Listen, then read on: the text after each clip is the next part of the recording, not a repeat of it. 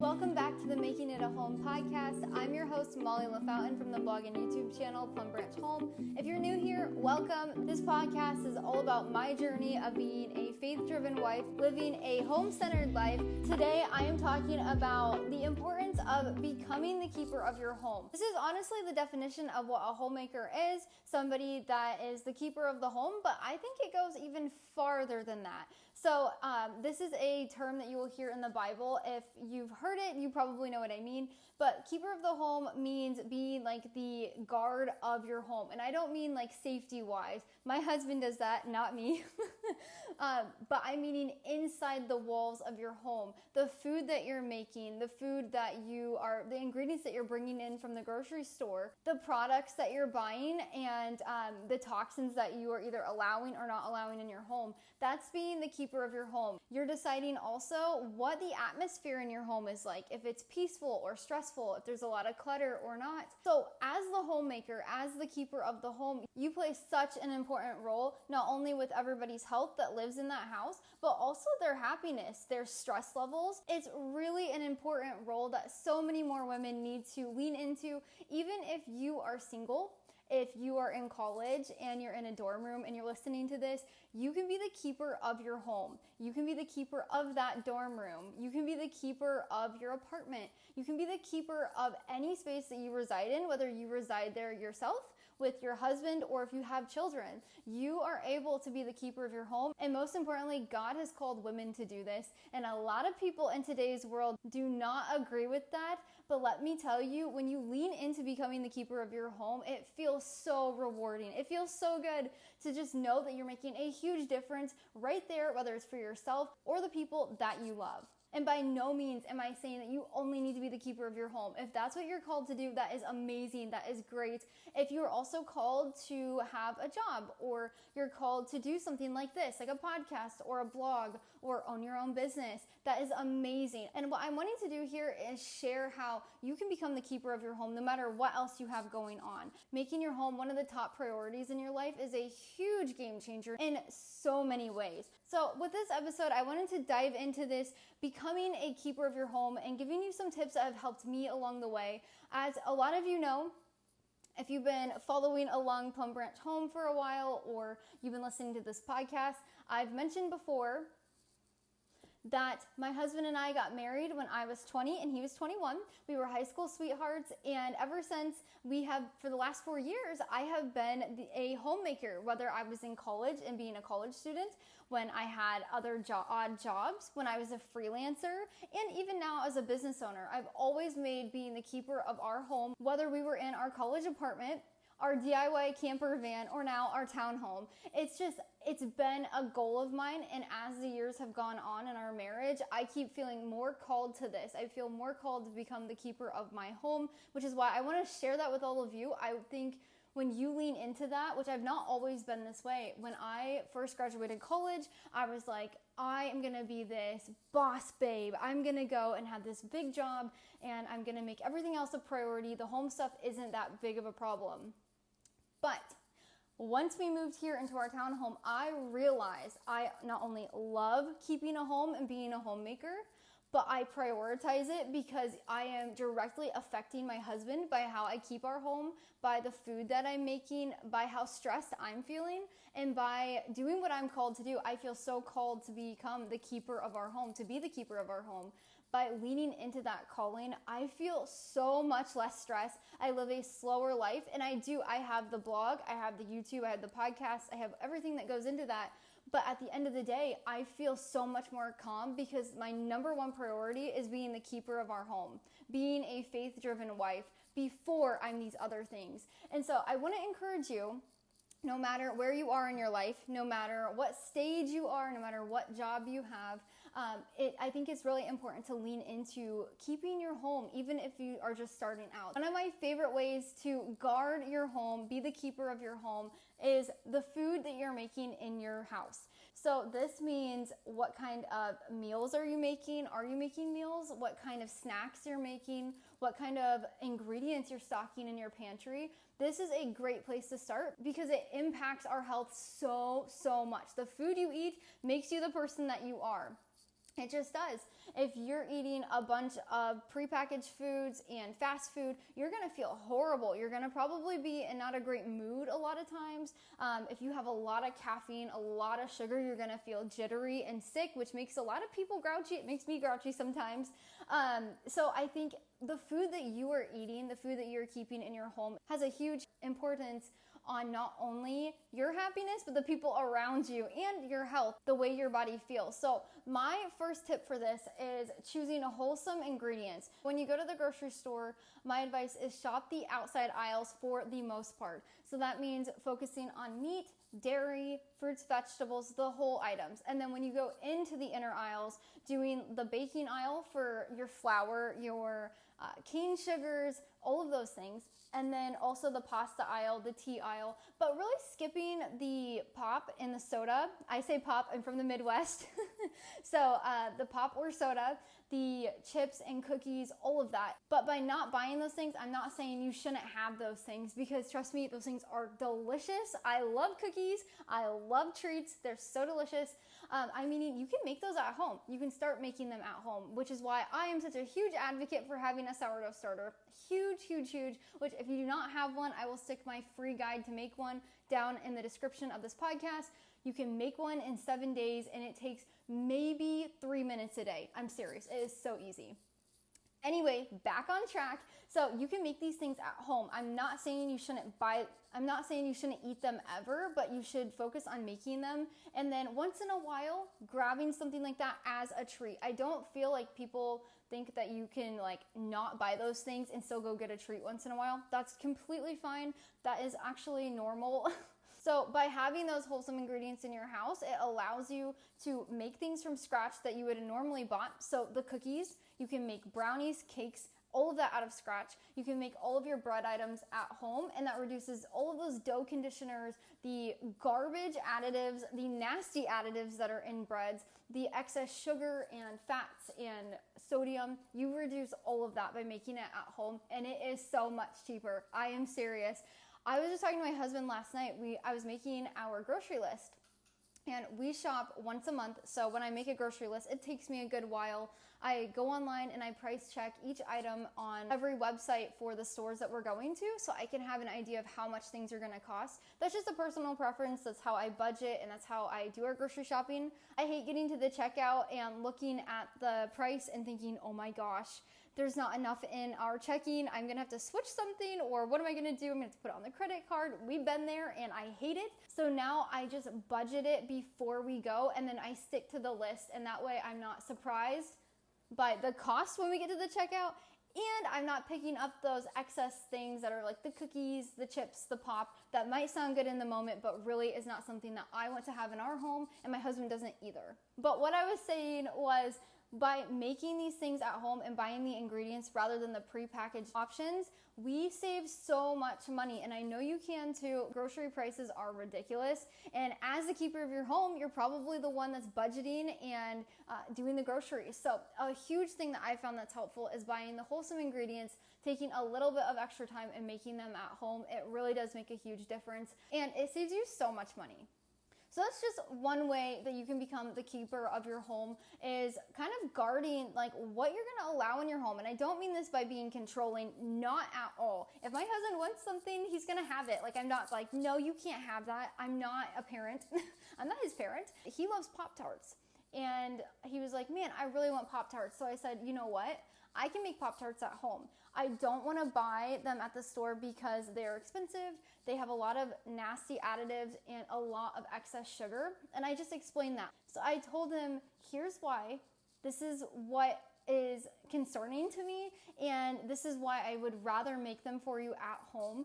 And he was totally on board. Like always, he's so on board. If it's going to be better for his health, it's going to save us money, and I'm still going to make him an option at home that's even better tasting, why wouldn't he want to have them at home? Like, that's how we've been talking. So I think that's the conversation you can have with your family, whether it's your husband or your kids, by telling them, hey, here's why I don't really like the idea of bringing them into our home.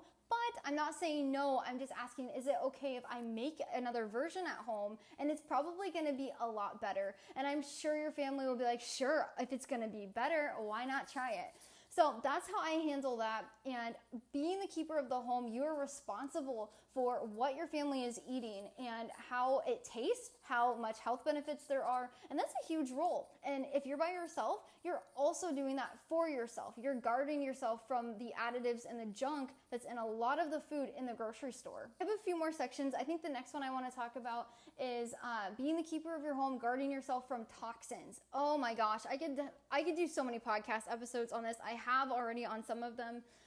The toxins in a lot of household products, it just bothers me. It bothers me so much. I just did an episode, I think last week, on how to ditch the toxins, or 2 weeks ago, and how to make things at home instead. And I totally believe in that. Being the keeper of your home means reducing toxins to protect yourself and your family's health. So that means choosing safe, non-toxic products, whether it's cleaning items, to laundry soap, to body wash, to even a parchment paper, which is so easy, to even the cookware that you use in your kitchen. So this can be very, very, very overwhelming. And I want you to know that you do not have to do all of this in one day. I'm sharing like the big picture of becoming the keeper of your home. This is not what you need to be doing today, tomorrow, next week. Start with one thing a month, whether it's food or a household item, and then just choose one new thing a month. So for example, if you're trying to change all of this at once, in January, you could switch to a DIY household cleaner instead of buying it at the store. In February, you could make a sourdough starter and start making cookies at home instead of buying them at the store. Making cookies is one of the easiest things. You do not have to ferment if you don't want to. If you do, you just put the dough in the fridge. There's no fancy ways of doing things. So that's February. And this is, again, just an example. March, you could switch back and choose a non-toxic laundry soap. You could swap that out. In April, you could then try to make homemade bread and switch your loaves of bread to homemade sourdough. And then just keep doing that. One thing a month. That's how I started. And then it starts to snowball. And after a year, you have 12 things you've swapped out, whether it's food or toxins. So you're eating more wholesome and you're reducing toxins at the same time with only one change per month. It's so doable. It's baby steps. That's how I started. I think that's how everybody needs to start. The amount of people that are online saying that you need to do this and this and this, and they don't give you direction, they don't give you their tips of this is not going to happen overnight. I think that's overwhelming, and it makes people think, I can't do this. I can't do this. It's too hard, when it's not. Trust me, I started when I was only 20 years old, and I started with a baby steps, and it's made such a big difference 4 years later. So a few other ways you can reduce toxins and keep your home safe is you can switch out all of your cleaners. So you can do either DIY cleaners. I have a bunch of them on the blog. I'll leave the link down in the description as well of this podcast. So you can make homemade cleaners out of vinegar, Castile soap, and water. They are so simple and they work really, really well. Or you can buy a more natural option on the market, but I highly recommend doing a lot of research. Things like the Myers cleaners sometimes are not good, and I don't know much about this, so I'm not gonna say very much, but I've heard the Myers brand of cleaners is actually not that great for your body or your home. So I just wanna say, do your research. I use the ewg.org website. You can punch in the product that you wanna buy or that you have been buying, and it gives you a EWG A through F rating. The A rating is safe. The F rating is really harmful to your health. So, and then if it's ever an EWG certified, that's like a 0, meaning it's the safest. So this means that there's no toxins, it's not gonna harm your body, and then it actually goes through on a product that you type in. So you type in your product, you get your overall score, and then it lists all of the ingredients that are in that product, and it gives each one a rating and tells you why. That is huge. And then below that, it will tell you cancer risk, autoimmune risk, all of these things, allergen risk, and it has a score there as well, so you can make an informed decision. And maybe something's not EWG certified, but it's a 1 or 2. Maybe you feel safe enough after reading through it that you want to use it in your home. But a few other ways you can reduce toxins in your home besides the cleaners is your laundry soap, your dryer sheets. You can do for your is your laundry soap. You can use a non-toxic version. You can do your dryer sheets, use dryer balls instead, or nothing at all. That's what I do sometimes. You can switch literally anything you look at, you can switch. And even something as simple as parchment paper that's bleached, you can instead do unbleached parchment paper. It is the same cost. Get it at Walmart. That's where I find the cheapest one. It's like $2 and some cents. Super affordable. You can also change out your pillows and your mattress, getting an organic mattress that does not off-gas chemicals through the night into your sleep. You can do your hair products. You can do your makeup. Makeup is a huge thing that a lot of women don't even think about. Switching out your makeup is huge. I only wear mascara. I just like to let my skin breathe. I used to use like a powdered mineral foundation. It was really lightweight. It did not cover up all of the freckles and natural features, which I think is good. But you can switch out even your mascara. It's so important. A lot of makeup is full of chemicals that are disrupting women's hormones and causing harm to their reproductive health. So I think doing a lot of research on that is very good. Again, I'm just sharing what my journey is, and I really do think you need to go and do more research. I've talked about this on a lot of other podcast episodes, and I'll talk more about it later on other podcasts about the different swaps that you can make. And then moving on to, let's just make this one, we'll make this one the last section of becoming the keeper of your home. So this last section is the environment and atmosphere that you are creating in your home. Like I said earlier, the way you keep your home is going to directly affect yourself and other people around you. So it's very important to keep your home not cluttered or disorganized. You're gonna feel really stressed. You're gonna feel overwhelmed when there's clutter sitting around, when you have things all over the place. People have studied this, and it has shown time and time again, when you're in a cluttered area, you're gonna feel anxious and overwhelmed, even if you're not realizing it, and it's gonna contribute to all of that stress that you feel.